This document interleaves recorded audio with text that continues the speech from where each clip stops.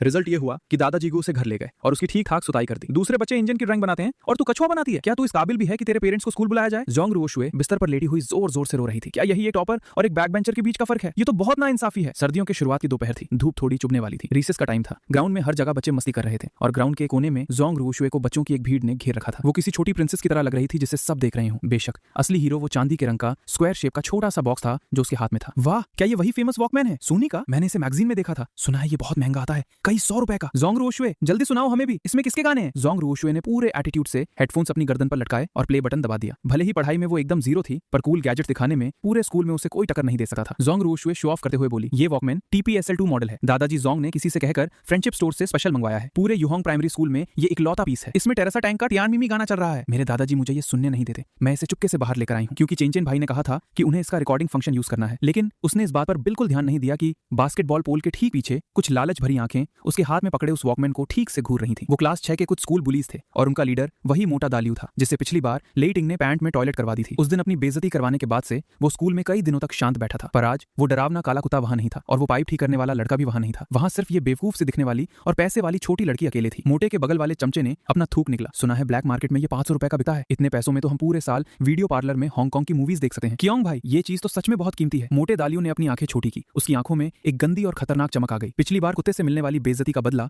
आज इस छोटी चमची पर निकाला जाएगा। ठीक उसी वक्त क्लास में वापस जाने की तैयारी कर रही जोंग रुओशुए को अचानक 3 लंबे चौड़े लड़कों ने घेर लिया। मोटा दालियू च्युइंगम चबाते हुए अपने एटीट्यूड वाले चेहरे के साथ चलकर आगे आया और अपनी उंगलियों को खट खट चटकाने लगा। ओहो, तो ये हमारी मिस जोंग है। जोंग रुओशुए का दिल एकदम से धक धक करने लगा। भले ही वो डरपोक थी, पर वो पागल नहीं थी। ये ऐंठ देकर ही साफ पता चल रहा था कि ये लोग पंगा लेने आए हैं। जोंग रुओशुए ने एक कदम पीछे लिया। तुम लोग क्या चाहते हो? मैं बता रही हूँ। मेरे दादा। मोटे दालियू ने जोंग रुओशुए के सर पर एक हल्के झटके से हाथ मारा और उसकी बात बीच में ही काट दी। चुप कर, अपने दादाजी के नाम से मुझे धमकाना बंद कर। तेरे बैग में वो जो गाने सुनने वाली चीज है ना, वो निकाल कर दे। हम भाई लोग उससे 2 दिन खेलेंगे। जोंग रुओशुए ने बिना एक सेकंड सोचे सीधा मुंह पर मना कर दिया। नहीं दूंगी। अगर कोई और खिलौना होता तो शायद वो खुद को बचाने के लिए दे देती, पर ये वॉकमैन नहीं दे सकती थी क्योंकि ये वही चीज थी जो मैंने स्पेशल उससे मांगी थी। अगर ये गुम गया तो मेरा सारा प्लान पानी में चला जाएगा। मोटे दालियू ने अपने दोनों चमचों को आंख मारी। हो, बड़ी अकड़ है तेरे अंदर। छीनो इससे। ये लड़की बहुत नर्म है, ये थोड़ी सी धक्का मुक्की भी झेल नहीं पाएगी। क्लास 6 के दोनों लड़के आगे लपके, एक ने लेफ्ट से और एक ने राइट से जोंग रुओशुए के हाथ पकड़ लिए। मोटे दालियू ने आगे बढ़कर उसके बैग का पट्टा खींचना शुरू किया। छोड़ो मुझे। जोंग रुओशुए भले ही हाइट में छोटी थी, पर इस वक्त उसके अंदर एक अजीब सी ताकत आ गई थी। उसने अपने बैग को कस के गले लगा लिया, एकदम किसी छोटी मुर्गी की तरह जो अपने अंडे बचा रही हो। उसने मुंह खोला और सीधा दालियू की कलाई पर जोर से काट लिया। मोटे दालियू के मुंह से एक दर्दनाक चीख निकली। कुत्ते की प्रजाति है क्या तू? मारो इसे, इसकी अच्छी तरह धूं चटा दो। धम धम मुक्कों की बारिश जोंग रुओशुए की पीठ पर पड़ने लगी। उसके पेट पर बहुत दर्द हो रहा था, सच में बहुत दर्द हो रहा था। जोंग रुओशुए तो बचपन से एकदम नाजों से पली थी। उसने कभी ऐसी मार नहीं खाई थी। उसकी आंखों से आंसू झरझर निकलने लगे, पर उसने अपने हाथ नहीं छोड़े। वो जमीन पर गोल बनकर लेट गई और बैग को अपने ठीक नीचे दबा लिया। नहीं दूंगी, ये चेंचेन भाई को यूज करना है, जान चली जाए पर नहीं दूंगी। क्लास 1 सेक्शन 1 में मैं अपनी सीट पर बैठा कंपास से ड्राइंग बना रहा था। अचानक मेरा हाथ रुक गया। पेंसिल की लीड खट से टूट गई। मैंने अपना सर उठाया और अपनी बगल वाली खाली सीट पर एक नजर डाली। रिसेस खत्म हुए 10 मिनट हो चुके थे। मैंने अपने कलाई पर बंधी उस पुरानी मिलिट्री वॉच को देखा जो शेन अंकल ने दी थी। जोंग रुओशुए को कोल्ड ड्रिंक लेने में सिर्फ 3 मिनट लगने चाहिए थे और आने जाने में 2 मिनट। अगर वो रास्ते में चींटियों को चलता हुआ भी देखने लगे ना, तो भी उसे अब तक वापस आ जाना चाहिए था। एक बहुत ही अजीब और बुरी फीलिंग मेरे दिल के अंदर से उठी। जोंग रुओशुए भले ही थोड़ी नादान थी, पर वो टाइम की बहुत पक्की थी। खास करके जब मैंने उसे वो वॉकमैन लाने को कहा था। मैंने कंपास नीचे रखा, अपना वो छोटा टूल बैग उठाया जो मैं हमेशा साथ रखता हूँ। जब मैं खिड़की के पास चलकर गया तो मेरी नजर अपने आप नीचे ग्राउंड की तरफ चली गई। ग्राउंड पूरी तरह खाली हो चुका था। सिर्फ दूर एक अकेले और सूने कोने की तरफ ऐसा लगा जैसे कुछ चिड़ियां अचानक डरकर उड़ी हों। मेरी आंखें एक सेकंड में ठंडी पड़ गई। मैंने अपने टूल बैग से एक हथेली के साइज का काला बॉक्स निकाला। ये मैंने कल रात को ही एक पुराने रेडियो के स्पीकर और कुछ हाई फ्रीक्वेंसी ऑसिलेटिंग ट्रांजिस्टर्स को जोड़कर एक छोटा सा खिलौना बनाया था। वैसे तो मैं इसे क्वार्टर के चूहे भगाने के लिए यूज करने वाला था, पर अब लगता है इसे स्कूल के बड़े चूहों को सबक सिखाने के लिए यूज करना पड़ेगा। मैं अपना टूल बैग लेकर क्लास से बाहर निकला और सीधा उस अकेले और सूने कोने की तरफ तेजी से चल दिया। और इस वक्त जोंग रुओशुए पिट पिट कर बहुत बुरी हालत में थी, लेकिन उसने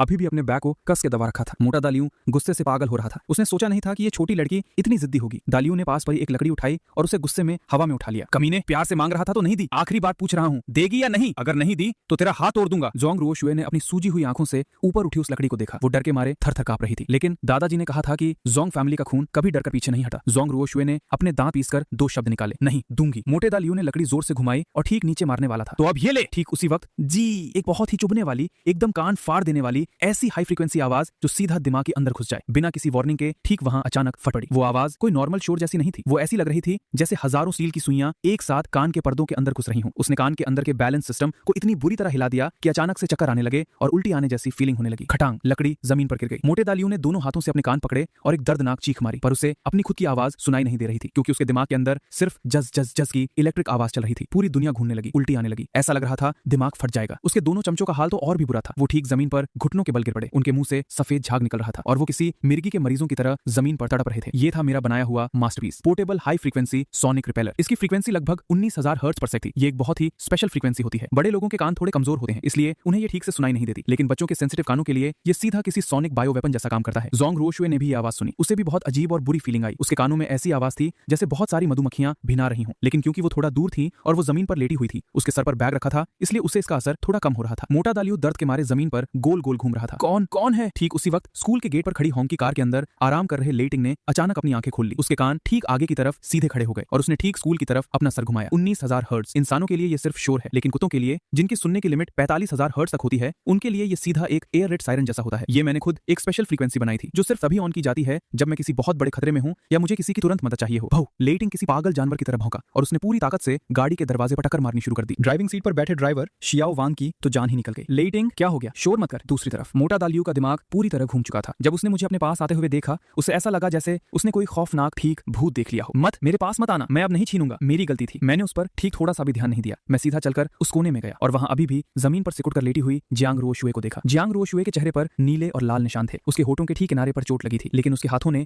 अभी भी उस स्कूल बैग को ठीक कस के दबा रखा था। जैसे ही उसने मुझे देखा, जियांग रोशुए वाह करके रोने लगी। चिंचन भाई मैंने उन्हें नहीं दिया, मैंने उन्हें कुछ नहीं दिया, वॉकमैन अभी भी मेरे पास है। मैं नीचे बैठा और इस हमेशा पागल और बेवकूफ जैसी लगने वाली लड़की को देखा। उसके शरीर पर चोटें देकर मेरे अंदर का गुस्सा वापस उबलने लगा। ये गुस्सा उस वक्त से भी 100 गुना ज्यादा था जब मेरी ड्राइंग गलत बन गई थी या कोई मशीन टूट गई थी। मैंने अपना छोटा हाथ आगे बढ़ाया और उसके होठों पर लगी चोट को हल्के से पूछा, जियांग रोशुए, तू सच में एकदम पागल है। सामान गुम गया तो नया बन जाएगा, पर अगर तुझे कुछ हो गया ना तो तुझे ठीक करना मेरे लिए बहुत मुश्किल होगा। जियांग रोशुए रोते हुए बोली, लेकिन वो चीज आपको यूज करनी थी ना। मैंने उसकी बात का कोई जवाब नहीं दिया। मैं वहां से खड़ा हुआ और पीछे मुड़कर जमीन पर पड़े दालियो को देखा। दालियो डर के मारे बुरी तरह कांप रहा था। उसकी पैंट फिर से टॉयलेट से गीली हो चुकी थी। तू क्या करना चाहता है? देख, पंगा मत ले, किसी को चोट पहुंचाना कानून के खिलाफ है, तू दूर रहे मुझसे। ठीक उसी वक्त रूआर एक रूह कांपा देने वाली खतरनाक गरज सुनाई दी। लेटिंग पूरी तरह धूल में लिपटा हुआ था। दीवार फांदते वक्त उसके पंजों पर जो निशान आए थे वहां से अभी भी खून निकल रहा था। वो किसी खतरनाक भेड़िए की तरह ग्राउंड में अंदर घुसा। उसने एक ही नजर में जख्मी जियांग रोशुए को देख लिया और उस मोटे लड़के को भी जिसे उसने पहले भगाया था। पुरानी दुश्मनी याद आते ही उसकी आंखों में गुस्सा आ गया। लेटिंग सीधा उस पर लगा। उसने एक ही झटके में दालियो की पैंट को दांतों से पकड़ लिया और फिर पूरी ताकत से उसे हवा में झटका। 50 किलो का वो मोटा दालियो इस जर्मन शेफर्ड के सामने किसी पुराने कपड़े की तरह सीधा हवा में उड़ता हुआ गया और बुरी तरह दीवार से जाकर टकराया। लेटिंग दोबारा उस पर हमला करने ही वाला था, लेकिन मैंने आवाज लगाई, लेटिंग रुक जाओ। लेटिंग ने उसी सेकंड वहीं ब्रेक लगा दिया। वो दालियो के सामने खड़ा था, अपने आगे के पंजे उसकी छाती पर रखे हुए थे। उसके डरावने दांत दालियो की नाक को छू रहे थे और उसके गले से बादलों के गरजने जैसी घुर्राहट निकल रही थी। अगर दालियो 1 इंच भी हिलने की कोशिश करता तो लेटिंग बिना सोचे उसे एक खतरनाक सबक सिखाता। मैं चलकर उनके पास गया। डर के मारे दालियो की आंखें सफेद पड़ चुकी थीं। मैंने उसे देखा और एकदम ठंडी आवाज में बोला, आज की ये हरकत मैंने याद कर ली है। जियांग रोशुए मेरी टीम की बंदी है, सिर्फ मैं उसे तंग कर सकता हूं। अगर दोबारा मैंने तुझे उसे एक उंगली भी लगाते देखा ना तो अगली बार लेटिंग को मैं नहीं रोकूंगा। मैं तुझे अच्छे से दिखाऊंगा कि एक डॉगी के दांतों में लटक कर जमीन पर घिसटने का मजा क्या होता है। आधे घंटे बाद मेडिकल रूम। स्कूल का डॉक्टर जियांग रोशुए के जख्मों पर पट्टी कर रहा था। शियाओ युआन, पापा और दादाजी जियांग वेइगुओ वहां पहुंच चुके थे। अपनी पोती को ऐसी हालत में देखकर दादाजी जियांग ने गुस्से में अपनी लाठी ही जमीन पर पटक कर तोड़ दी। उन्होंने गरज कर बोला, दालियो की फैमिली को इसकी भारी कीमत चुकानी पड़ेगी। और वहीं शियाओ युआन पापा का ध्यान मेरे उस साउंड वेपन पर था। चिंचन, उस छोटे से बॉक्स की पावर सच में इतनी खतरनाक थी क्या? मैं बगल वाली कुर्सी पर बैठा था और लेटिंग के पंजों के जख्मों पर पट्टी बांध रहा था। मैंने आराम से बोला, हाँ ठीक ठाक थी। मैंने बड़े प्यार से लेटिंग के पंजों पर फूंक मारी। लेटिंग सच में बहुत बहादुर है। जियांग रोशुए को बचाने के लिए देखो उसे चोट लग गई। वो लेटिंग ने प्यार से मेरा हाथ चाटा और एक नजर बेड पर लेटी हुई जियांग रोशुए को देखा। जियांग रोशुए बेड पर लेटी थी। उसका आधा चेहरा सूजकर किसी गुब्बारे जैसा हो गया था, लेकिन उसने मुझे देखा और मुस्कुराते हुए अपने दांत दिखाए। उसका एक आगे का दांत टूट चुका था। चिंचन भाई, मैंने आपका नाम तो खराब नहीं किया ना? मैं चलकर उसके पास गया। अपनी पॉकेट से एक ऐसी चीज निकाली जिसे मैं कब से बचा कर रख रहा था। शेन यानजो पापा बाहर से स्विस चॉकलेट्स लाए थे। मैंने उसकी सिल्वर पन्नी खोली और उसे जियांग रोशुए के मुंह में डाल दिया। मैंने अपना सिर हिलाकर बोला,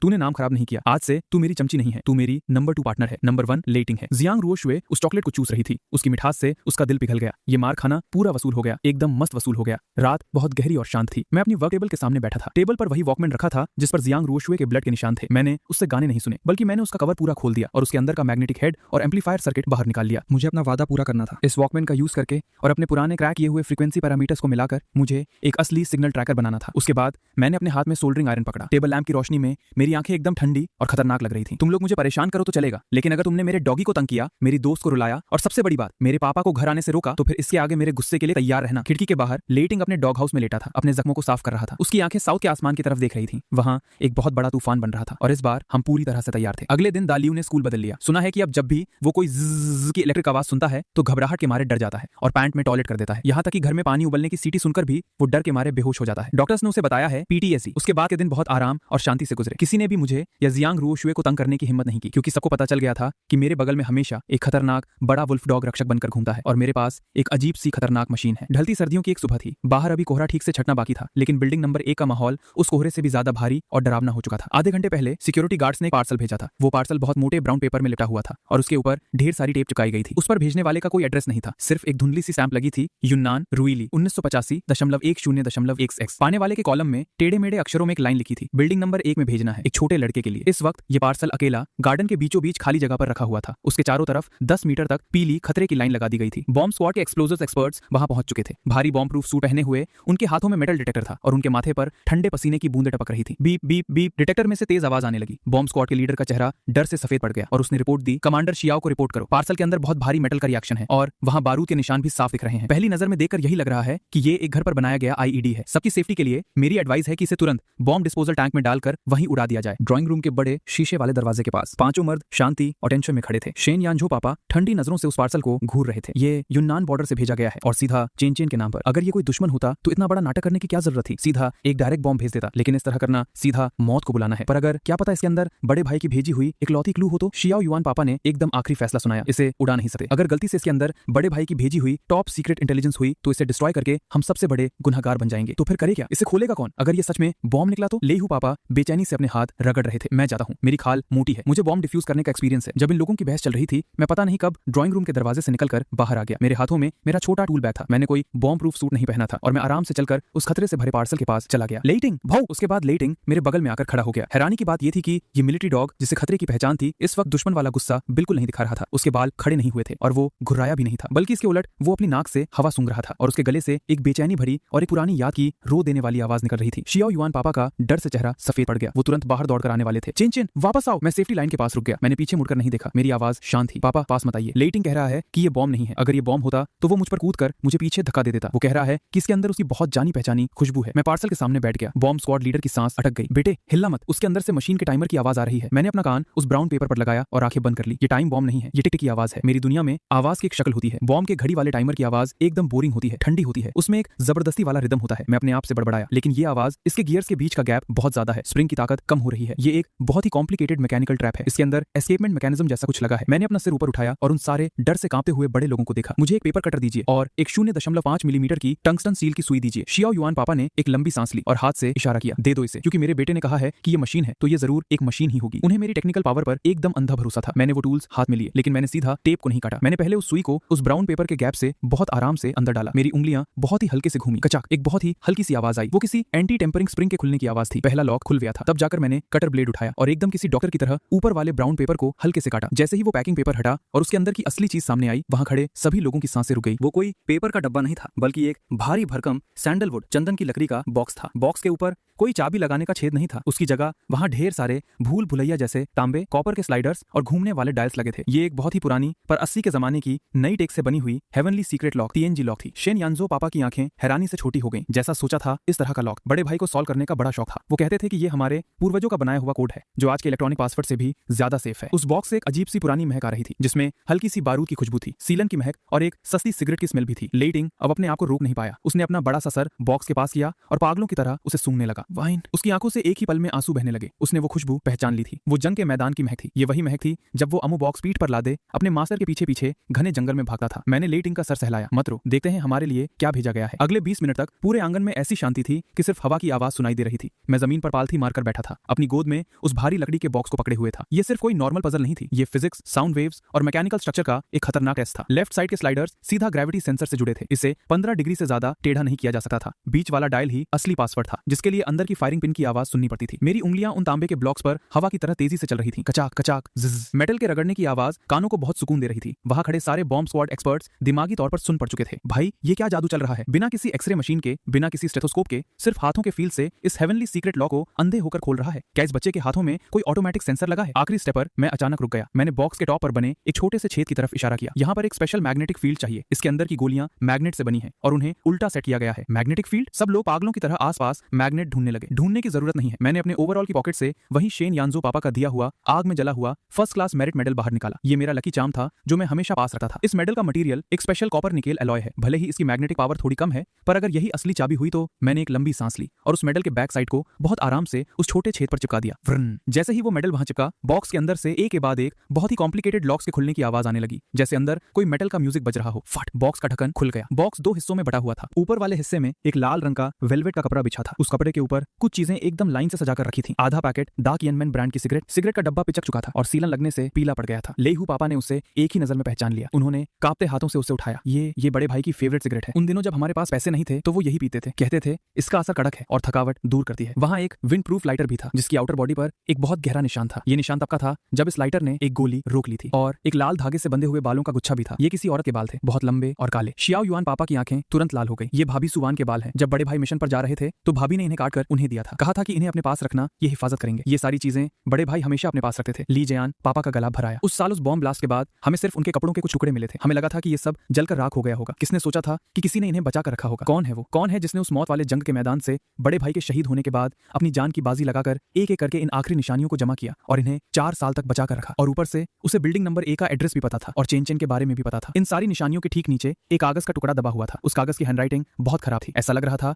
जैसे जल्दीबाजी में लिखा गया हो। वो एक हीरो थे। मुझे सिर्फ उनकी यही निशानियां मिल पाई हैं। उनके बेटे को दे देना, उसे कहना अपने बाप को ना भूले। शैडो ये किंग-जो पापा नहीं थे। ये कोई ऐसा शख्स था जो चुपचाप ये टिंग की इज्जत करता था और यहाँ तक कि उनके शहीद होने के बाद भी उनके कदमों पर चलने वाला एक हिडन एजेंट था। मैं दुख में डूबकर नहीं रुका। मैंने अपने छोटे से हाथ से उस ऊपर वाले वेलवेट क्लॉथ को उठा दिया। नीचे वाले हिस्से में एक डिजाइन वाला गैप बनी हुई थी। उस जगह के अंदर कोई दुनिया हिला देने वाले टॉप सीक्रेट डॉक्यूमेंट्स नहीं थे। वहां सिर्फ एक बहुत ही नॉर्मल सा, यहाँ तक कि जंग लगा हुआ एक मेटल का पार्ट रखा था और उसके साथ आधा जला हुआ एक कार्गो बिल था। ये किंग-जो पापा मेरे पास आए। ये क्या है? ये पार्ट देखने में गाड़ी का लग रहा है या किसी मशीन का। मैंने उस भारी लोहे के टुकड़े को उठाया, अपनी स्लीव से उस पर लगा जंग साफ किया। मेरी आंखें एक ही पल में बदल गईं, एकदम खतरनाक और शार्प हो गई, जैसे किसी एक्सपीरियंस्ड इंजीनियर ने कोई बहुत बड़े हादसे का सबूत देख लिया हो। ये कोई आम पार्ट नहीं है। मैंने उस पार्ट के टूटे हुए हिस्से की तरफ इशारा किया। ये एक हैवी ट्रक का ड्राइव शाफ्ट यूनिवर्सल जॉइंट है, लेकिन इसके टूटने का स्टाइल गलत है। ये मेटल फटी की वजह से टूटा है, ना कि किसी बाहरी टक्कर से। लेहू पापा को कुछ समझ नहीं आया तो इसमें क्या अजीब बात है। ये किंग-जो पापा ने उस पार्ट की साइड पर इशारा किया। वहां एक बहुत ही छोटा स्टील का नंबर छपा हुआ था, ZC-85-04-AZC। ये जोंगचेंग हेवी इंडस्ट्री का कोड है। 1985 अप्रैल में बना हुआ ए ग्रेड स्टील। मैंने अपना सर उठाया और ये किंग-जो पापा को देखा। ये पापा, आपकी फैक्ट्री का बना हुआ ए ग्रेड स्टील की गारंटी लाइफ 2 लाख किलोमीटर होती है, लेकिन ये पार्ट इसकी रगड़ और हालत देखकर लग रहा है कि ये ज्यादा से ज्यादा 5000 किलोमीटर चला होगा और टूट गया। और ऊपर से इसमें कार्बन का लेवल जरूरत से ज्यादा है। ये घटिया क्वालिटी का माल है, यहाँ तक कि ये कचरा है। ये किंग-जो पापा का चेहरा शौक से पलट गया। घटिया क्वालिटी? उनकी फैक्ट्री पूरी फौज की गाड़ियों के लिए पार्ट सप्लाई करती थी। अगर उसमें कचरा पार्ट्स मिक्स हुए थे तो ये बहुत बड़ा गुनाह और केयरलेस काम था। और उससे भी बड़ी बात, ये कचरा और नकली पार्ट यूनान बॉर्डर के बैटलफील्ड पर कहां से आ गया? मैंने वापस उस आधे जले हुए शिपिंग बिल को उठाया। बिल का ज्यादातर हिस्सा जलकर कोयला बन चुका था। उस पर सिर्फ कुछ ही वर्ड्स पढ़े जा रहे थे। Sender general logistics department, material division, receiver south west construction corp, manager Zhao. Shen Yanzhou पापा ने तुरंत उस नाम पर फोकस किया। Zhao, general logistics department, material division, Zhao नाम का आदमी। ये किंग-जो पापा की बॉडी अचानक झटके से कांप उठी, जैसे उन पर बिजली गिर गई हो। उन्होंने हैरानी से शेन यानजो पापा को देखा। नंबर 6 मेरी टीम के अंदर मटेरियल डिवीजन का डेप्यूटी डायरेक्टर, उसका नाम जाओ गोदोंग है। वो मेरा पुराना आदमी है, मेरा 10 साल से लॉयल है, हमेशा ईमानदारी से काम किया है। उसने आज तक एक पैसे की भी रिश्वत नहीं खाई। वो गद्दार कैसे हो सकता है? शेन यानजो पापा की आवाज बर्फ की तरह ठंडी थी। वो है या नहीं, चेक करने के बाद पता चल जाएगा। एक ऐसा कचरा पार्ट जिसे कबाड़ी में होना चाहिए था, वो बॉर्डर पर कैसे आ गया? और एक शिपिंग बिल जिसे जला देना चाहिए था, उसे शैडो ने अपनी जान पर खेलकर हम तक क्यों पहुंचाया? इसका क्या मतलब निकलता है? मैंने बात को आगे बढ़ाया। मेरा छोटा सा चेहरा किसी जज की तरह स्ट्रिक्ट था। इसका मतलब है कि कोई कचरा पार्ट्स का यूज करके असली वेपन्स और पार्ट्स को बदल रहा था। असली सामान कहां गया और नकली सामान बाहर कैसे निकला? जिन ट्रक्स में नकली पार्ट्स लगे थे और जो बॉर्डर पर खराब हुए, उनकी वजह से न जाने कितने लोगों की जान गई होगी। कमरे की हवा एकदम जम सी गई। ये सिर्फ कोई चोरी का मामला नहीं था, ये दुश्मन के साथ मिलना था। ये एक साजिश थी। अगर उस साल लियो या फेंग्स टीम बैकअप और सप्लाई में गड़बड़ी की थी या उनकी भागने वाली गाड़ियां रास्ते में रुक गई थी, तो ये जाओ गुओडोंग बड़े भाई की ऐसी हालत करने वालों में से एक था। मैंने उस बॉक्स की सारी चीजों को बहुत ही ध्यान और प्यार से वापस जमा किया। वो आखिरी निशानियां मेरे बेड के साइड टेबल की ड्रॉवर में रख दी गई, उस मेडल के ठीक पास। ड्राइंग रूम में 5 मर्द गोल घेरा बनाकर बैठे थे। माहौल इतना भारी था कि वहां सांस लेना मुश्किल था। ये किंग-जो पापा के हाथ कांप रहे थे। उन्हें यकीन नहीं हो रहा था कि जिस इंसान पर उन्होंने 10 साल भरोसा किया, वही शायद साउथ का वो अंधर का गद्दार था। शियाओ युआन पापा ने ये किंग-जो पापा के कंधे पर हाथ रखा। सब्र रख, अभी ये सिर्फ हमारा अंदाजा है। ये पार्ट और ये बिल भले ही जाओ गुओडोंग का नाम दिखा रहे हैं, पर हो सकता है किसी ने उसे फंसाया हो। हमें सॉलिड सबूत चाहिए। लेहू पापा गुस्से से अपने दांत पीस रहे थे। कैसा सॉलिड सबूत? सीधा उसे उठाकर उसकी इंक्वायरी करते हैं, देखता हूं उसकी हड्डियां मेरे मुखों से ज्यादा मजबूत हैं क्या? शेन यानजो पापा ने सिर ना में हिलाया। नहीं, अगर वो गद्दार है तो उसे बचने की ट्रिक्स आती होंगी। अगर हमने डायरेक्ट एक्शन लिया और उसे भनक लग गई तो वो सारे सबूत मिटा देगा और हम आगे इन्वेस्टिगेशन नहीं कर पाएंगे। हमें उसे रंगे हाथों पकड़ना होगा। ठीक उसी वक्त मैं जो उस टूटे हुए पार्ट को घुमाकर देख रहा था, मैंने अचानक अपना सर ऊपर उठाया। मैंने अपना सिर उठाया और पूछा, ये पापा, क्या वो झाओ अंकल रेडियो और वायरलेस इक्विपमेंट के बहुत बड़े दीवाने हैं? मुझे याद है पिछली बार जब मैं आपकी कंपनी में आया था तो उनके ऑफिस में बहुत सारे इंपोर्टेड शॉर्टवेयर रेडियो रखे थे। ये किंग-जो एकदम चौंक गए। हाँ, उसे वायरलेस का बहुत शौक है।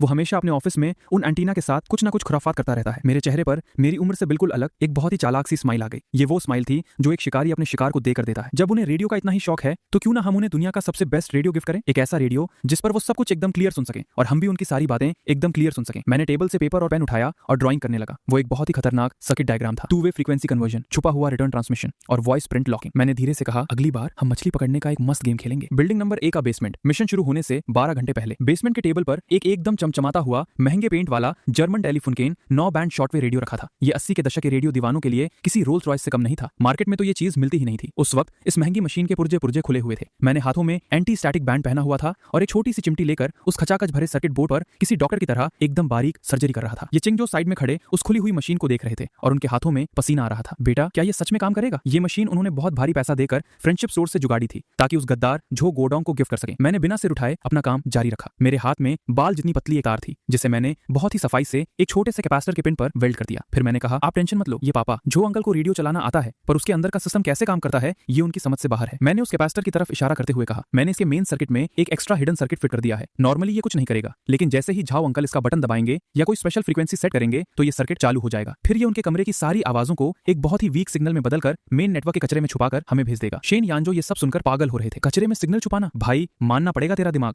नॉर्मल एंटी बगिंग स्कैनर सिर्फ मेन लाइन को चेक करते हैं, वो इस कचरे पर ध्यान ही नहीं देंगे। ये तो ऐसा है जैसे समुद्र में पानी की एक बूंद छुपा दी हो। मैंने अपनी चिमटी नीचे रखी और फिर से वही चालाक स्माइल दी। सिर्फ इतना ही नहीं, मैंने इसके चैनल घुमाने वाले बटन पर एक स्पेशल ग्रेफाइट की लेयर लगा दी है। जैसे ही वो उस बटन को छुएंगे उनके हाथों के करंट से ये पूरी मशीन एक हिडन माइक बन जाएगी। भले ही वो रेडियो ऑन ना करें, अगर हम एक पावरफुल डायरेक्शनल एंटेना से उनके कमरे की तरफ वेव भेजेंगे तो ये मशीन एक शीशे की तरह कमरे की सारी आवाजें हमें वापस टकराकर भेज देगी। मैंने बहुत ही एक्सपर्ट तरीके से उसका कवर वापस लगाया, सारे पेंच कसे और जानबूझकर एक कपड़े से अपने सारे फिंगरप्रिंट्स मिटा दिए। लो, हो गया। अब ये दिखने में एकदम नॉर्मल रेडियो लग रहा है, लेकिन मेरे रडार पर ये एक चमकते हुए टावर की तरह है। ये चिंगजो ने उस मशीन को देखा और एक गहरी सांस ली। अगर झाओ गोडोंग सच में वो गद्दार निकला तो ये मशीन उसकी मौत का फरमान बनेगी। अगले दिन जोंगचंग हेवी इंडस्ट्री के डेप्यूटी डायरेक्टर का ऑफिस। सुबह के 10 बज रहे थे। झाओ गोडोंग अपनी बड़ी सी लकड़ी की टेबल के पीछे बैठकर फाइल चेक कर रहा था। वो 40 के ऊपर का था, सोने के फ्रेम वाला चश्मा पहनता था और दिखने में बहुत ही शरीफ लगता था। वो अपने काम में बहुत स्ट्रिक्ट माना जाता था, लेकिन उसकी टेबल के एक कोने में कई सारे प्रोफेशनल रेडियोज रखे हुए थे। यही उसका इकलौता शौक था। खट खट खट दरवाजा खुला। ये चिंगजो चेहरे पर एक बड़ी सी स्माइल लिए अंदर आए। उनके पीछे उनका सेक्रेटरी था जिसके हाथ में एक बहुत ही प्रीमियम बॉक्स था। झाओ गोडोंग तुरंत अपनी जगह से खड़ा हुआ और पूरी रिस्पेक्ट दिखाते हुए बोला, ये बॉस, आप खुद यहाँ कैसे? ये चिंगजो ने हंसते हुए हाथ हिलाया। अरे जाओ, बैठो बैठो। अभी हाल ही में मिलिट्री के सामान की जो डिलीवरी तुमने संभाली है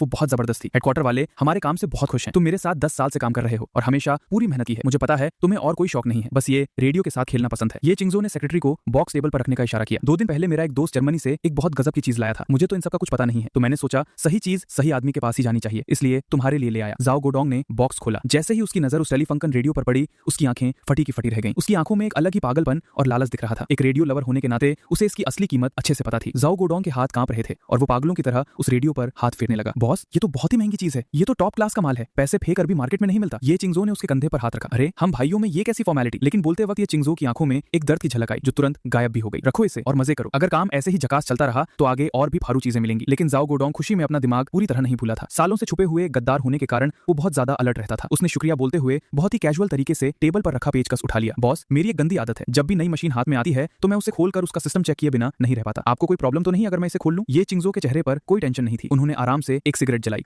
तुम्हारी जो मर्जी हो करो, बस वापस पैक करना मत भूलना। मुझे तो इन तारों और पुर्जों का कुछ समझ नहीं आता। झाओ गोडोंग ने एकदम एक्सपर्ट की तरह पीछे का कवर खोला। उसकी चील जैसी तेज नजरें पूरे सर्किट बोर्ड को स्कैन करने लगी। Power module, high frequency head, amplifier circuit, सब कुछ एकदम ओरिजिनल कंपनी की वेल्डिंग लग रहा था। कोई एक्स्ट्रा तार नहीं, कोई फालतू का ब्लैक बॉक्स नहीं। ऐसा इसलिए था क्योंकि मेरी इंजीनियरिंग एकदम परफेक्ट थी। जो कैपेसिटर मैंने बदला था वो दिखने में 100% ओरिजिनल जैसा था और वो एक्स्ट्रा हिडन तार सर्किट बोर्ड की ओरिजिनल लाइन के एकदम साथ चिपकी हुई थी। जब तक झाओ गोडोंग उस बोर्ड को माइक्रोस्कोप के नीचे रखकर कंपनी के मैप से मैच नहीं करेगा तब तक वो मेरी खुराफात पकड़ ही नहीं सकता था। झाओ गोडोंग ने पूरी चेकिंग कर ली, उसे कुछ भी गड़बड़ नहीं मिली, तो उसने चैन की सांस ली और मुस्कुराया। सच में बहुत गजब की चीज है, जर्मन का काम एकदम टाइट होता है। Thank you boss. ये चिंगजो अपनी जगह से उठे। ठीक है, तुम काम करो, मैं निकलता हूँ, काम टाइट रखना। ऑफिस से बाहर निकलकर जैसे ही दरवाजा बंद हुआ, ये चिंगजो के चेहरे की स्माइल एकदम गायब हो गई। मेरे भाई झाओ, मैंने तुझे मौका दिया था, अगर तू सच में वही कमीना गद्दार निकला जिसने मेरे बड़े भाई को मरवाया था तो फिर मुझसे रहम की भीख मत मांगना। उसी रात बिल्डिंग नंबर A के बेसमेंट में सब लोगों ने अपनी सांसें रोक रखी थी। मैं मेन कंट्रोल पैनल के सामने बैठा था और मैंने एक बड़ा सा हेडफोन पहन रखा था। स्क्रीन पर एक हरी लाइन धीरे धीरे ऊपर नीचे हो रही थी। ये सिग्नल 2 किलोमीटर दूर से जोंगचंग हेवी इंडस्ट्री के हॉस्टल से आ रहा था। लेहू ने अपनी आवाज दबाकर पूछा, झाओ गोडोंग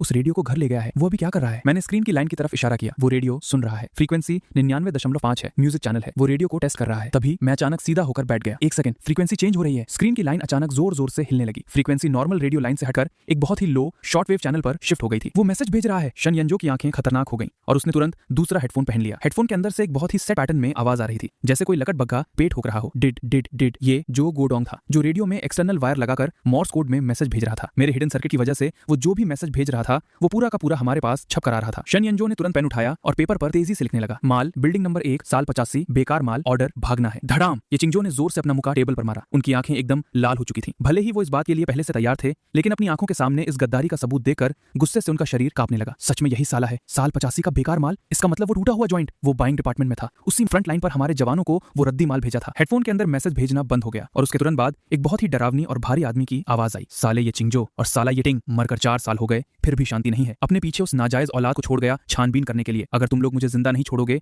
तो मुझे मत बोलना, मैं उस साल का सारा काला चिट्ठा खोल दूंगा। उसके बाद अंदर से सामान इधर उधर फेंकने की आवाजें आने लगी। वो अपना सामान पैक कर रहा था, साथ ही पेपर फाड़ने और जलाने की आवाजें भी आ रही थी। वो सारे सबूत मिटा रहा था। शाओ युआन एक झटके में अपनी जगह से खड़ा हुआ। उसने अपनी मिलिट्री यूनिफॉर्म ठीक की, उसकी आंखों में खून सवार था। वो भागने वाला है। नंबर 3 अपने लड़कों को लो। नंबर 5 पूरा एरिया सील कर दो। आज रात हम झाओ बॉस को खुद विदा करने जाएंगे। दूसरी तरफ जाओ गोदोंग जोंगचंग हेवी इंडस्ट्री के सीनियर एग्जीक्यूटिव्स वाले अपार्टमेंट में तीसरी मंजिल पर रहता था। इस वक्त पूरी सोसाइटी में सन्नाटा छाया हुआ था। बिना किसी नंबर प्लेट वाली कुछ काली गाड़ियां चुपचाप सोसाइटी के अंदर घुसी और उन्होंने आगे पीछे के सारे रास्ते ब्लॉक कर दिए। काले कॉम्बैट यूनिफॉर्म पहने दर्जनों स्पेशल फोर्सेस के कमांडोज भूतों की तरह फैल गए और पूरी बिल्डिंग को घेर लिया। कमांड व्हीकल के अंदर शाओ युआन, ली हु, शैन यानजो और ये चिंगजो बैठे थे। मैं वहां नहीं गया था, लेकिन मैं वायरलेस रेडियो के जरिए दूर से ही उन्हें टेक्निकल सपोर्ट दे रहा था। लेटिंग वहां मौजूद था। उसने वो खास केवलर बुलेट प्रूफ जैकेट पहन रखी थी जो मैंने उसके लिए बनाई थी और उसके गले में नाइट विजन गॉगल्स और टैक्टिकल कैमरा लटक रहा था। वो शैन यानजो के पैरों के पास लेटा हुआ था। उसके शरीर की नसें एकदम तनी हुई थी और वो एक्साइटमेंट में अपने गले से हल्की हल्की गुर्राने की आवाज निकाल रहा था। शैन यानजो ने माइक्रोफोन पर ऑर्डर दिया, सभी टीम्स ध्यान दें, टारगेट तीसरी मंजिल के ईस्ट वाले फ्लैट में है। खिड़कियों पर इंफ्रारेड अलार्म लगे हैं, सीधा घुसो। Over, roger that. बूम, एक जोरदार धमाका हुआ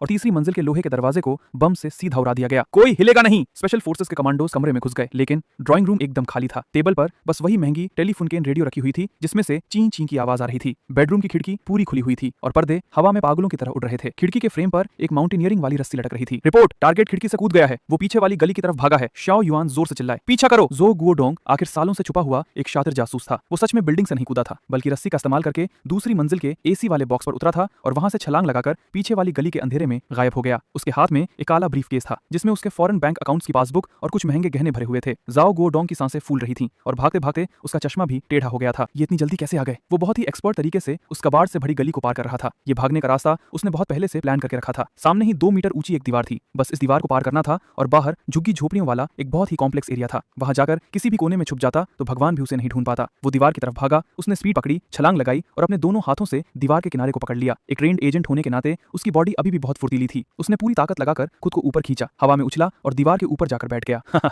ये चिंगजो, तू मुझे कभी नहीं पकड़ पाएगा। जाओ गुओडोंग ने पीछे मुड़कर देखा और उसके चेहरे पर एक बहुत ही कमीनी मुस्कान आ गई। लेकिन जैसे ही वो नीचे कूदने वाला था, दीवार के नीचे के अंधेरे से एक काला साया बिना किसी आहट के किसी गोली की तरह निकला। जाओ गुओडोंग को बस 2 चमकती हुई हरी आंखें दिखाई दी और अगले ही सेकंड उसके पैर की पिंडली में एक भयंकर दर्द उठा। खचाक, ये तेज दांतों के मांस में घुसने की आवाज थी। जाओ गुओडोंग के मुंह से एक दर्दनाक चीख निकली। ये लेटिंग था, वो पहले से ही यहाँ घात लगाए बैठा था। मिशन शुरू होने से पहले ही शैन यानजो ने लेटिंग को भागने के इस इकलौते रास्ते पर खड़ा कर दिया था। लेटिंग के जबरों की ताकत इतनी खौफनाक थी कि उसने सीधा जाओ गुओडोंग के पैर का पूरा मांस फाड़ दिया। उसने अपनी पकड़ नहीं छोड़ी। उसने अपने 40 किलो के वजन और नीचे गिरने की स्पीड का इस्तेमाल किया। जाओ गुओडोंग को कसकर जकड़ा और उसे 2 मीटर ऊंची दीवार से सीधा नीचे खींच लिया। धराम, जाओ गुओडोंग बहुत बुरी तरह सीमेंट की जमीन पर गिरा। उसके सिर का पिछला हिस्सा जमीन से टकराया और उसका पूरा दिमाग झन्ना गया। इससे पहले कि वो तड़पते हुए अपनी कमर से बंदूक निकाल पाता, एक खून की महक वाली हवा का झोंका उसके मुंह पर लगा। लेटिंग अब उसकी छाती पर चढ़कर बैठ चुका था। उसका वो खून पीने वाला खौफनाक मुंह खुला हुआ था और उसके तेज नुकीले दांत जाओ गुओडोंग के गले की नसों पर गड़े हुए थे। ये सीधा मौत के दांत थे।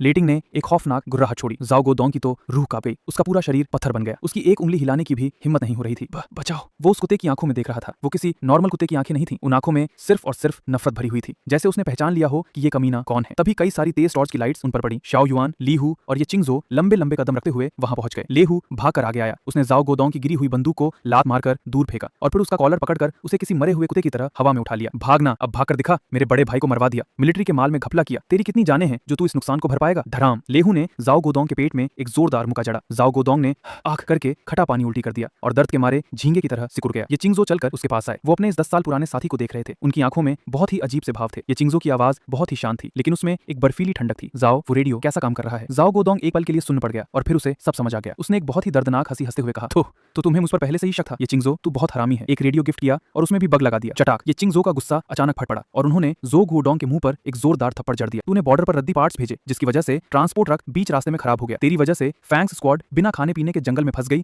और दुश्मनों ने उन्हें घेर लिया। तूने ही ये टिंग को मरवाया है। तूने ही मेरे इतने सारे भाइयों की जान ली है। असली हरामी तो तू है। थप्पड़ खाकर जाओ गुओडोंग का मुंह खून से भर गया। उसे पता चल गया था कि अब उसका खेल खत्म हो चुका है। वो जमीन पर पसर गया और अपने चारों तरफ खड़े उन जनरलों को देखने लगा जो उसे कच्चा चबाने को तैयार थे। जो जीता है वही सिकंदर होता है। हाँ, ये सब मैंने ही किया है। उस स्टील के ऑर्डर में मैंने कमीशन खाया था। मुझे लगा था बस एक दो गाड़ियां खराब होंगी, मुझे नहीं पता था कि लोग मर जाएंगे। लेकिन जाओ गोडोंग ने अचानक अपना सिर उठाया। उसकी आंखों में एक अजीब सा पागलपन था। तुम्हें क्या लगता मुझे पकड़ लिया तो सब खत्म हो गया? पॉइजन स्कॉर्पियन ऑर्गेनाइजेशन अभी भी जिंदा है। वो जो परछाई तुम्हें खबर देती है ना, अब उसकी मौत पक्की है। शाओ युआन ने तुरंत आगे बढ़कर उसकी गर्दन दबोच ली। तूने क्या बका? वो कहां है? बोल। जाओ गोडोंग का चेहरा लाल हो गया था और सांस घुटने से उसकी नसें फूल गई थीं, लेकिन वो फिर भी हंस रहा था।